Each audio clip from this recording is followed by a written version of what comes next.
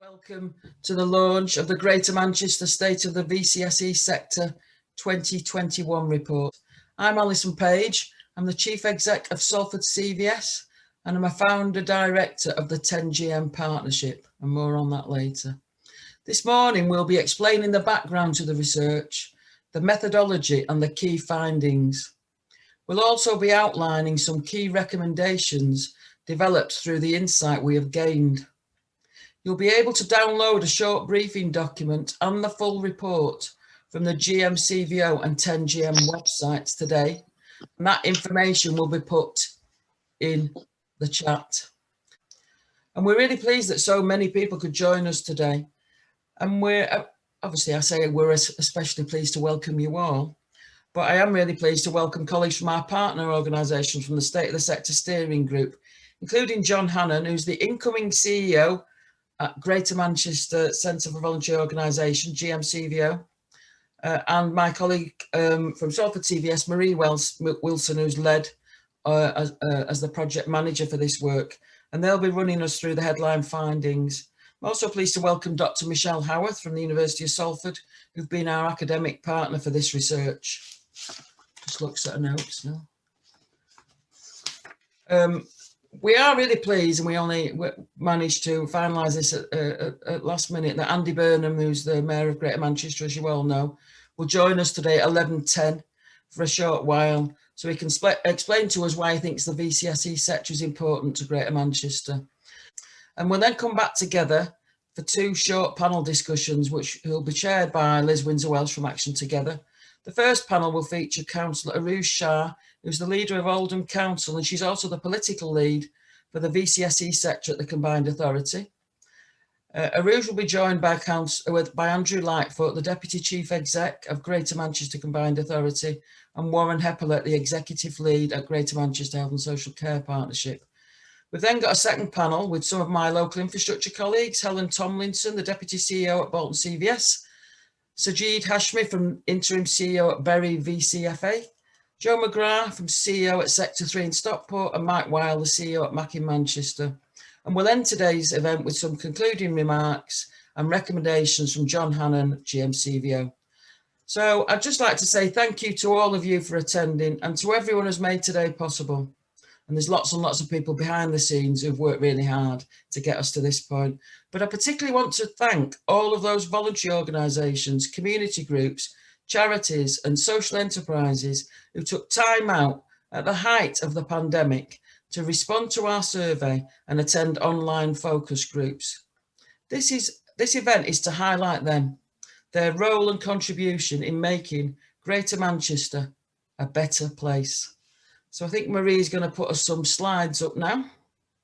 So as you can see from the slides, this event marks the launch of the Greater Manchester State of the VCSE Sector 2021 report. But you'd think one report was enough, wouldn't you? But oh no, we've gone for 11. So each of the 10 Greater Manchester localities, the local authority areas, will then launch their own State of the Sector reports from tomorrow. So they'll come out over the next few days. So the research has been commissioned through a collaboration, and that's been led by Salford CVS. But all local infrastructure organisations have worked together in Greater Manchester since 2012 to undertake State of the Sector research and evaluation. And this time our partnership has comprised Action Together in Oldham, Rochdale and Tameside, Bolton CVS, Mac in Manchester and Salford CVS, who currently make up the 10GM partnership, and our local infrastructure partners Sector 3 in Stockport and Bury VCFA, GMCVO of course, and this is the Greater Manchester State of the Sector launch, and Trafford and Wigan local authorities. Next slide please.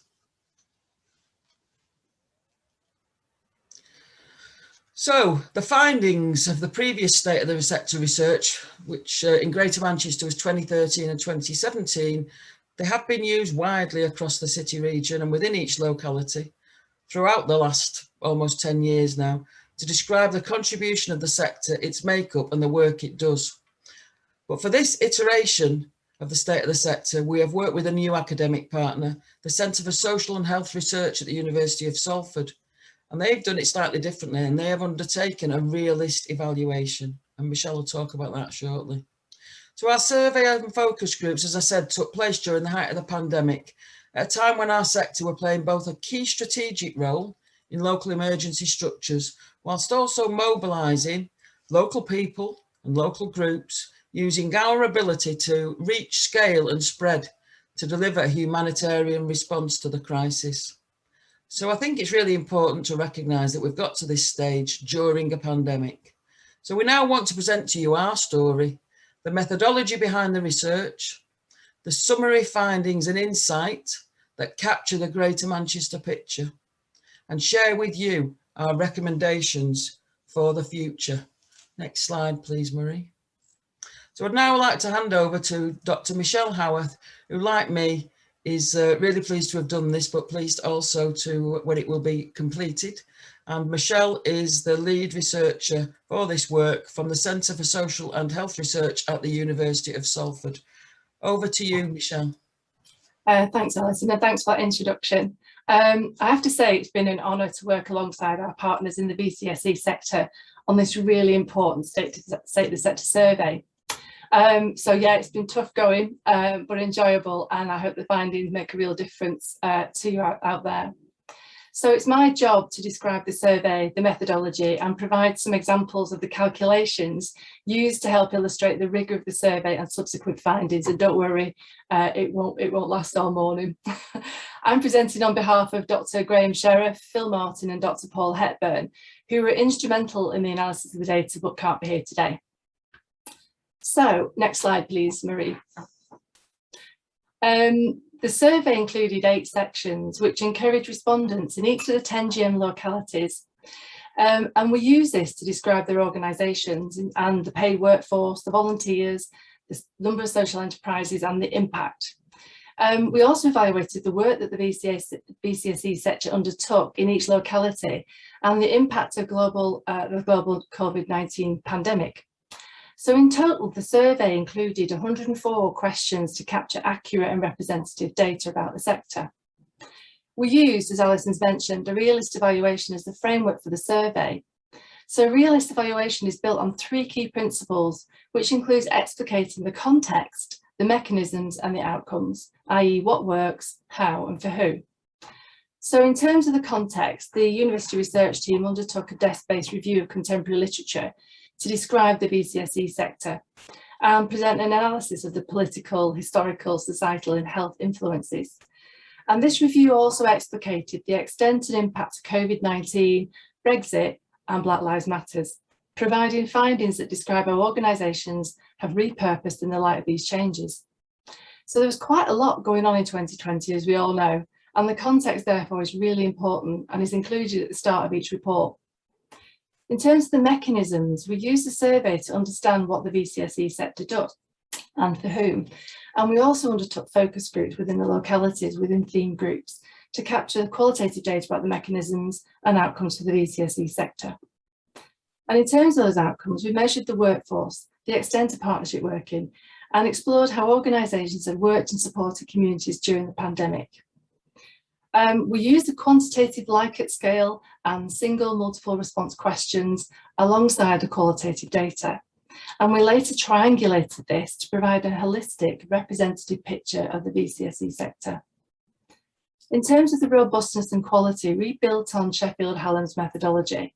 And we also use validated tools such as the Office of National Statistics for population size and workforce calculations, and the Greater Manchester Social Enterprise Survey that was undertaken in 2020 to provide contemporary evidence-based findings.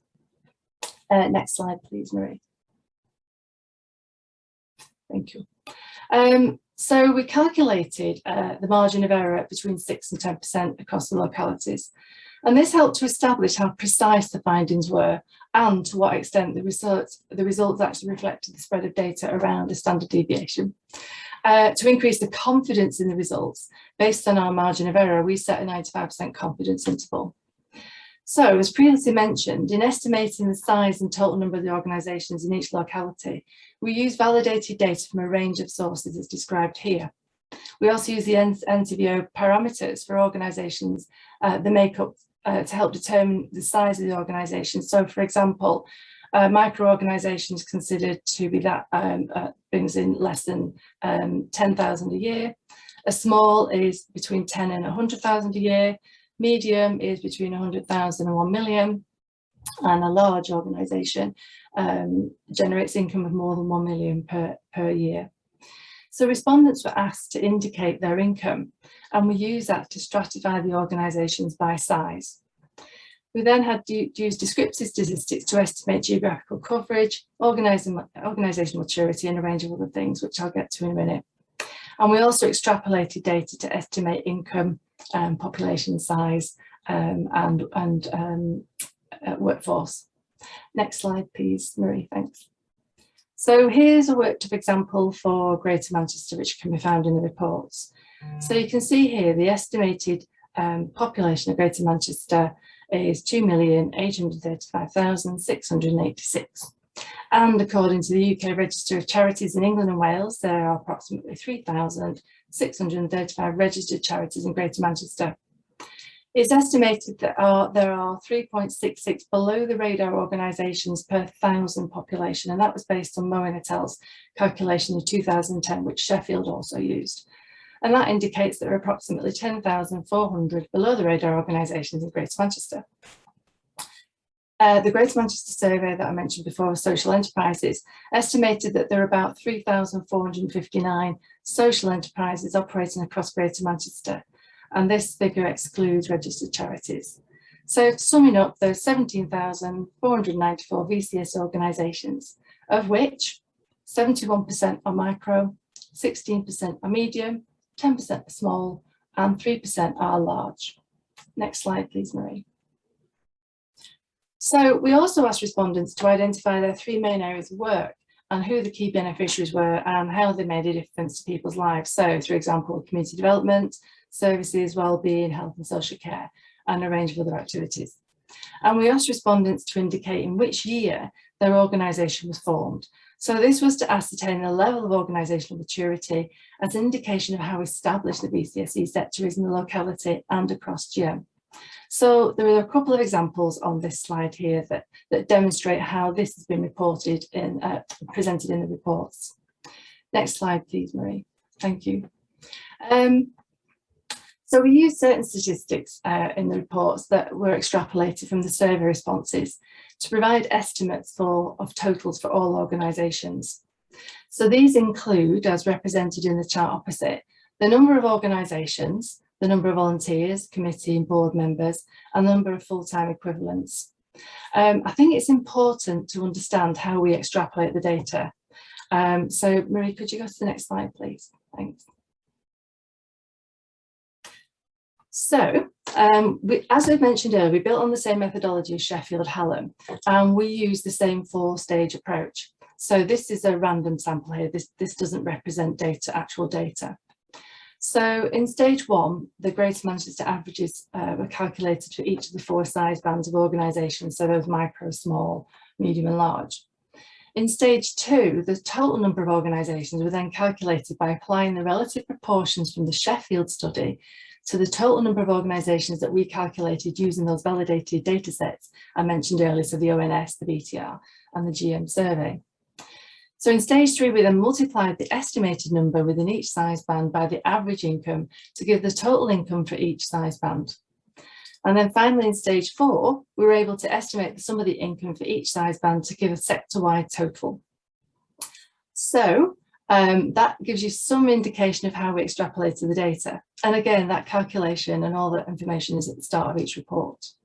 But not all our data was extrapolated. Could you move to the next slide? Thank you. So in helping us to determine the future needs of the VCSE sector, we also asked specific questions about the workforce, partnerships and funding. For example, we asked respondents to tell us how many staff they employed, how many volunteers supported their organisation.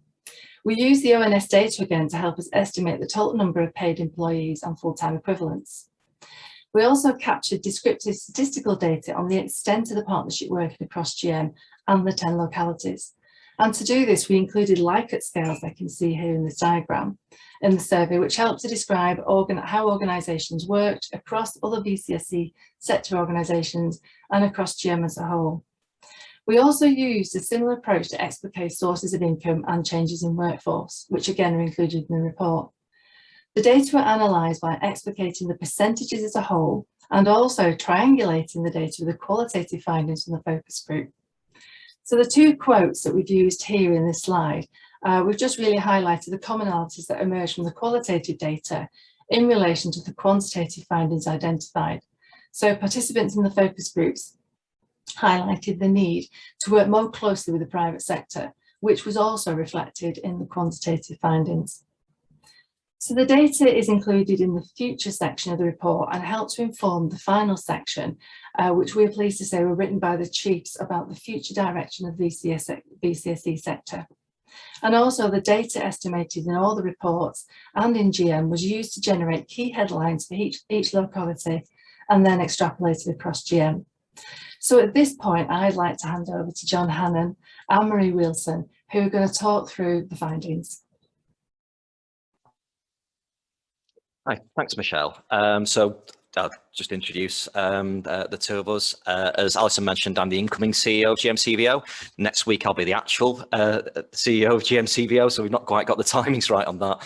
But presenting alongside me will be Marie Wilson, who project managed this work. So you've got somebody who's actually an expert on this rather than somebody who thinks they're an expert. So hopefully we'll be able to give you some insight into some of the findings and a bit more context behind some of the data we've got. So we move on to the next slide. So I'll just briefly, before we get into some of the data and some of the kind of implications of that data, just talk about context for a little while. I'm sure none of this will be a surprise to you, but stuff went on in the last period of time.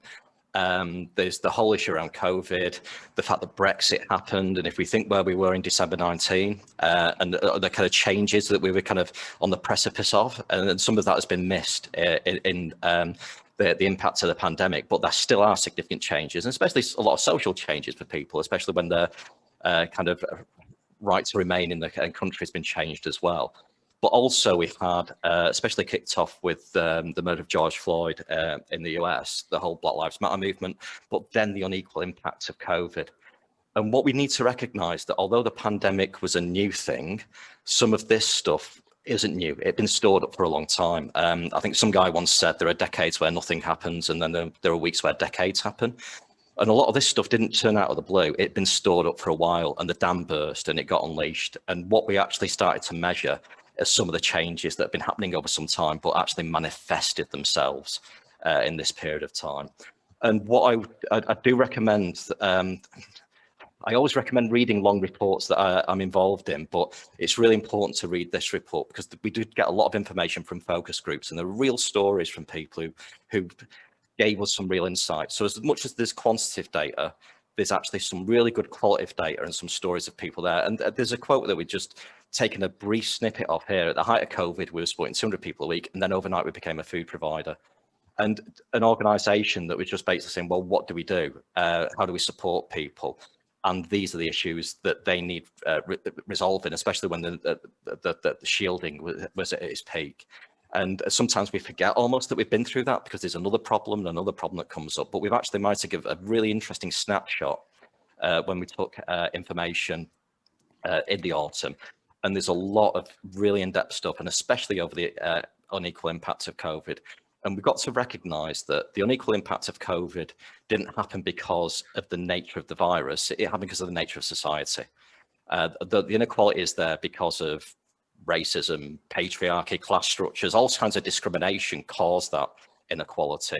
It's not that they're just naturally occurring situations. So a lot of this data does tell us about that. And when we actually talk about the impact of COVID, we need to think about the impact on care, the amount of people who now have care burdens that they didn't have before. And that falls unequally as well on poor people, on women. And there's a whole set of issues that we're going to have to start unpicking, deal with as time goes on. So although we kind of almost treat it as a fact that this stuff happened, we've actually got a really good set of data telling us the stories, and we need to actually think about those, reflect on those, and make decisions based on those as we go forward. So this isn't just telling us about the past, this is actually telling us about the state we're in now and the decisions we need to make. So if we go on to the next slide, and Marie, if you want to take over. Thank you, John. as Michelle mentioned in a worked example, there's roughly 17,494 voluntary organisations in Greater Manchester. That includes community groups, charities and social enterprise, all making a difference in Greater Manchester. Now, in line with previous state of the sector research and research that takes place nationally, about 71% of those are micro-organisations. So that's income under £10,000. So those are the small groups that exist in localities, neighbourhoods and communities. We also have 19% of groups that identify as social enterprises, which is a growth compared to the previous research. There's a number of reasons behind this, but don't think of social enterprises as just large trading organisations. There's a growth in community interest companies, particularly over the last few years, and some of these are quite small and micro organisations as well. So it's not necessarily larger organisations emerging because of social enterprises. And although we have some great organisations that work on large locality footprints and across the city region, the majority of our sector, about 57%, work in particular neighbourhoods and communities where they've developed from and they're strongly rooted within. We did ask groups their top 3 areas of work, and as Michelle mentioned in the methodology, these were listed in the report, and the top 4 were wellbeing, health and social care, which includes everything from mental health support, caring respite, right through to that whole ecosystem of providing activities and supporting social prescribing. We've got community development, which isn't just about place, but also communities of identity and working within those. Physical activity and sport also came out highly, and that again is in its broadest sense, not just competitive sport. It covers everything from your walking groups and new age curling through to your judo clubs and football leagues. And last but not least, economic well-being, which includes everything from employability through to debt advice supports, such as our fabulous colleagues at Citizens Advice, as well as all the poverty work that happens in our sector. So your food banks, your baby banks, your clothing schemes for schools, etc. Now, all these groups interlink. It's not a case of this is asylum and this group does X, but just to give you a flavour and the theme of the work that we do. Back over to John for the economics. So we've just got 3 stats here, but each of these tells a much more complex story. The total income of the sector is £1.2 billion, and that's down. So we've actually got a larger sector, but with less money. And so that a lot of that is actually more spread and more dispersed. But I think there's also a real change in the structure of funding as well. So it's not just that everybody's had a small cut, it's that money has shifted. And a lot of that you can actually see when you go into the stats that Marie just talked about in terms of the kind of activities organisations take. It's been a massive growth in community development work, for example. That ties in with recognising the value of community development work in terms of preventing issues, making communities more resilient. And this was going on before the pandemic hit, but also with the growth in things like social prescribing and therefore the need for community activities to fit into that. And that changes the nature, it changes the operating environment we work in, changes the nature of activities. And so it really is important to not just see the figure, it's also important to look at the structure and where funding is going to. The vast majority of organisations have at least one source of non-public sector funding, but of those who actually are entirely dependent on public funding, most of them have more than one source. I think in this 2017 State of the Sector survey, there was 12% of organisations were reliant on a single source of public sector funding for 100% of their income. That's down to about 5% now. So there's actually a much more resilient sector in terms of the spread of income. But when we actually look at those non-public sector sources of funding, they aren't really large and widespread. It's very, very diverse. So, for example, 16% of organisations get funding from national lottery distributors, 23% from membership fees, and so there's no one single source of funding that actually comes in and supports the sector. So that does give us some level of resilience and that kind of diversity, but also it can make it a really hard job to actually stitch enough funding together for an organisation, and it's a job of work that are just keeping afloat. So although there's kind of good signs in terms of that sense of the diversity of funding into the sector, we've just got to recognise there's a burden in terms of generating that income as well. And obviously that's been impacted in the last year. So there's also a large number of organisations who weren't sure whether their income was increasing or decreasing because they were still in that process of just trying to work out what had just hit them.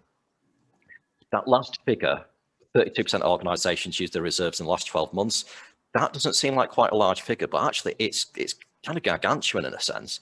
So as Marie mentioned, and Michelle mentioned before, 71% of the sector have got an income of less than £10,000. They don't really need to use reserves a lot of the time because they can just stop doing activities. They cut the cloth according to fit. But when we all, I think if we look at some of the breakdown of employment within the sector, 19% of the sector are those medium to large organisations, and they're responsible, they have about 89% of the workforce. So if we've actually got 32% of organisations using reserves, that's a significant amount of the professional voluntary sector who are having to use reserves. It's important to recognise that when organisations use reserves, they've got to have reserves in the first place. So some of those organisations that are effectively on the breadline couldn't use their reserves and they had to kind of stop doing things. Of those organisations that did use reserves, some were making investment into being able to work remotely. And so that's a one-off cost that allows them to continue to work. Some were kind of using funding to bridge income gaps. But others were actually using their reserves to provide new services. And some of that reserve use is actually self-funded responses to COVID to actually make a difference.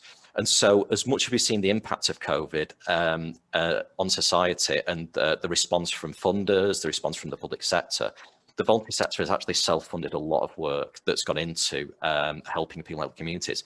But because that's come from reserves, that money has gone now.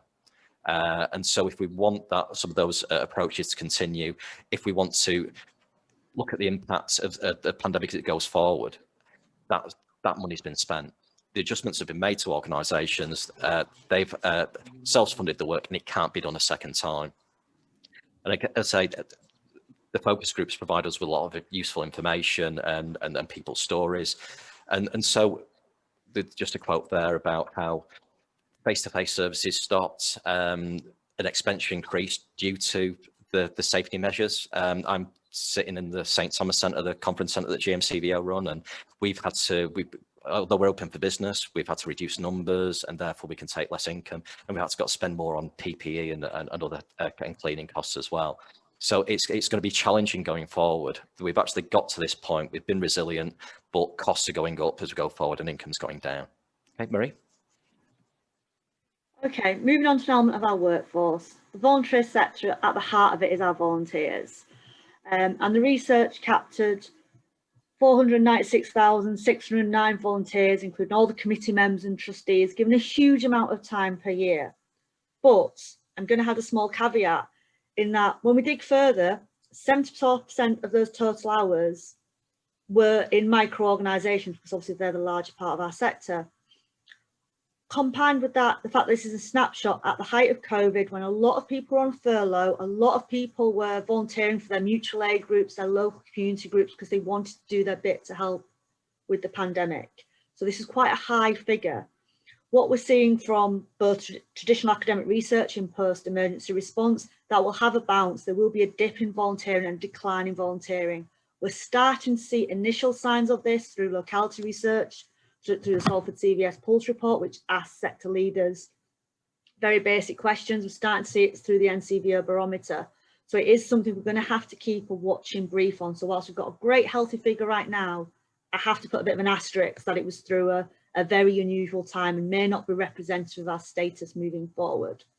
But on the positive, this was costed at £692 million per year based on the real living wage.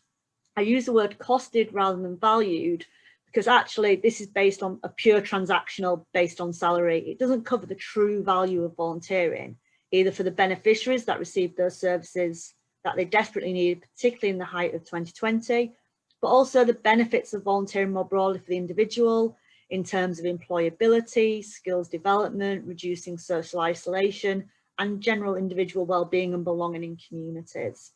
So I'm not going to dwell on the volunteering figure massively. I'm going to hand over to John for the further workforce and partnership work. Thanks, Marie. So two main statistics here. 74% of organisations and employees pay the real living wage, which is great. A lot of our organisations are rooted in communities and employ people from their communities, and often there's a kind of conveyor belt between people who are beneficiaries who work for those organisations that it's important that people have an income that pays a decent wage, enables them to work and not work in poverty. Of the organisations that don't, we've got to recognise that some of that is down to the operating environment rather than the organisations themselves. If funders and commissioners aren't funding or commissioning at a level that allows the real living wage to be paid, it won't be paid, because the nature of the costs or the nature of the volume of work that's created. So we've got to get that to be a higher figure. Then, as much as we can promote the concept of the real living wage within the sector, we've got to think about that operating environment as well.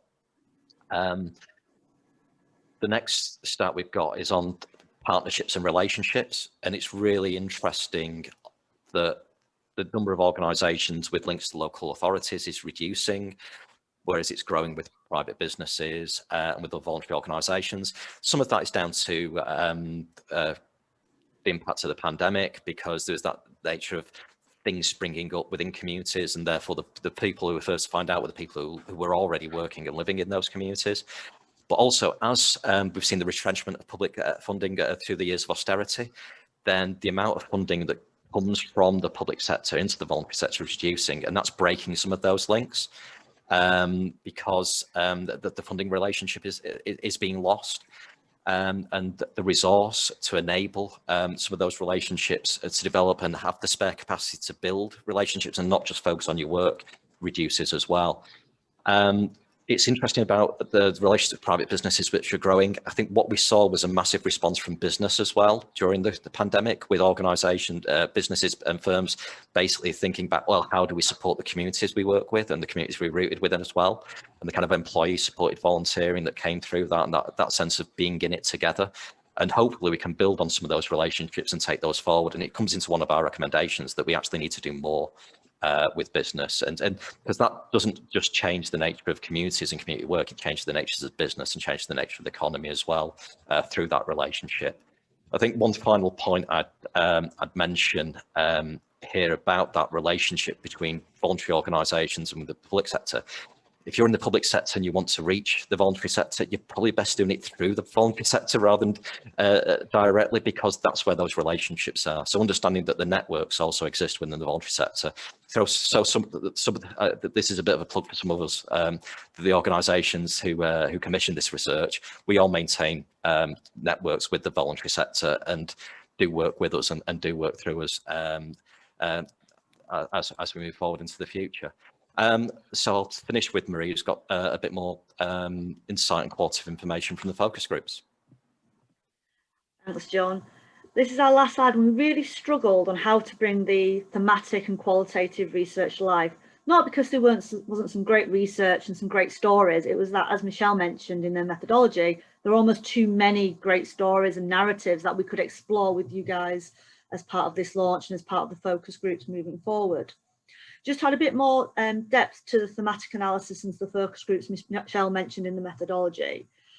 We did these in multiple ways and to try and get a multiple layer of stories. So some were locality based to try and get that place story out, and so focused on groups working in Stockport or Wigan, for example.